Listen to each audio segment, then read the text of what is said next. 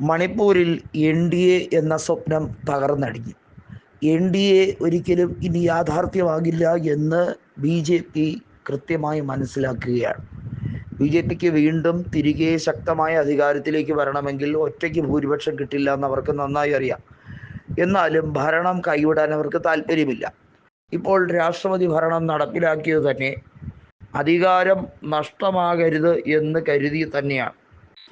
അവിടെ ക്രമസമാധാന നില തിരികെ വന്നതിന് ശേഷം വീണ്ടും പ്രചരണം നടത്തി അധികാരം പിടിച്ചെടുക്കാം, അതിന് കേന്ദ്രത്തിൻ്റെ പണം നല്ല രീതിയിൽ ഉപയോഗിക്കാം എന്നൊക്കെ സ്വപ്നം കാണുന്ന BJPക്ക് മറ്റൊരു പ്രഹരം കൂടി വന്നിരിക്കുകയാണ്.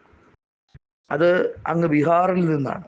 ബീഹാറിൽ ഐക്യ ജനതാദൾ നിലവിൽ BJPക്ക് കൊടുക്കുന്ന പിന്തുണ BJP 80ഓളം MLA-മാരുടെ സഹായത്താൽ അവർ ഐക്യ ജനതാദളിൻ്റെ നേതാവായ നിതീഷ് കുമാറിനെ മുഖ്യമന്ത്രി സ്ഥാനത്ത് തുടരാൻ അനുവദിക്കുന്നു. അത് BJPയുടെ ഔദാര്യമാണ് എന്ന് കൃത്യമായി പറയാതെ പറയുമ്പോൾ RJD മറ്റൊരു ഡയലോഗ് അടിച്ചു വിട്ടു.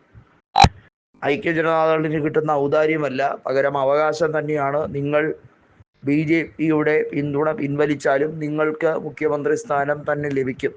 അതിനൊരുക്കം തന്നെയാണ് RJD. ഞങ്ങൾ നിങ്ങൾക്ക് വേണ്ടി തന്നെയാണ് രാഷ്ട്രീയപരമായി നിൽക്കാൻ ഉദ്ദേശിച്ചിട്ടുള്ളത് എന്ന ഒരു സ്വരമാണ് ലാലു പ്രസാദിൻ്റെ വാക്കുകളിൽ നിന്നും വ്യക്തം. 2015 മഹാഗഠബന്ധൻ ഓർമ്മപ്പെടുത്തിക്കൊണ്ട് ലാലു പ്രസാദ് പറഞ്ഞൊരു വാക്കുണ്ട്.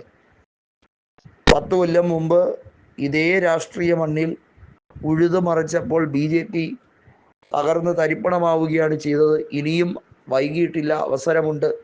BJP ഒരു പാഠം പഠിപ്പിക്കണം. കേന്ദ്രത്തിൽ അധികാരത്തിലുള്ള BJPയെ താഴെ ഇറക്കാൻ നിങ്ങൾ ഒരാൾ വിചാരിച്ചാൽ ഇനി കഴിയുമോ എന്നത് സ്വയം പരിശോധിച്ചു നോക്കൂ. നിങ്ങളുടെ പാർട്ടിയിൽ തന്നെ സ്പ്ലിറ്റ് ഉണ്ടാക്കി നിങ്ങളുടെ MP-മാരെ ചാക്കിട്ട് പിടിക്കാനുള്ള BJPയുടെ തന്ത്രങ്ങൾ പല വഴി നടക്കുന്നുണ്ട്. അധികാരം നഷ്ടപ്പെടാൻ BJP ഒരിക്കലും അനുവദിക്കില്ല. അവരതിനു വേണ്ടി MP-മാരെ പണം കൊടുത്ത് വാങ്ങിക്കും. അതിനുള്ള പണം അവരുടെ കയ്യിൽ സ്റ്റോക്ക് ഉണ്ട് എന്ന് പരസ്യമായി പരിഹസിച്ചുകൊണ്ട് ലാലു പ്രസാദ് പറഞ്ഞിരിക്കുകയാണ്.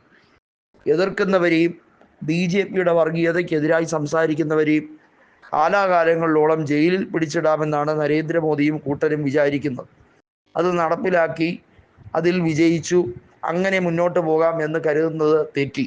എല്ലാ കാലത്തും എല്ലാവരെയും ഒരുപോലെ പൊട്ടരാക്കാൻ കഴിയില്ല എന്ന് മോദി മനസ്സിലാക്കിയാൽ നല്ലത് എന്നാണ് ലാലു പ്രസാദ് യാദവ് പ്രസംഗത്തിൽ പറയുന്നത്. തെരഞ്ഞെടുപ്പ് എടുക്കാൻ ഇനി മാസങ്ങൾ ബാക്കിയിരിക്കെ പ്രചരണ പരിപാടിയുമായി RJD ഒരു മുഴം മുന്നിലേക്കാണ്. ഐക്യ ജനതാദൾ സഹകരിച്ചാലും ഇല്ലെങ്കിലും ഞങ്ങൾ ഏറ്റവും വലിയ ഒറ്റക്കക്ഷിയാകും. ഞങ്ങൾ 100-ൽ കൂടുതൽ സീറ്റുമായി ഞങ്ങൾ വലിയ രീതിയിൽ അവിടെ അധികാരത്തിലേക്ക് വരും. നിതീഷിന് സഹകരിക്കാം, ഇല്ലാതിരിക്കാം. ഏതായാലും ഐക്യ ജനതാദളിനെ പിളർത്താൻ RJD ആഗ്രഹിച്ചിട്ടില്ല. സ്വമേധയാൽ വരുന്നവർ വരട്ടെ എന്നാണ് കൃത്യമായി ലാലു പ്രസാദ് പറഞ്ഞിരിക്കുന്നത്.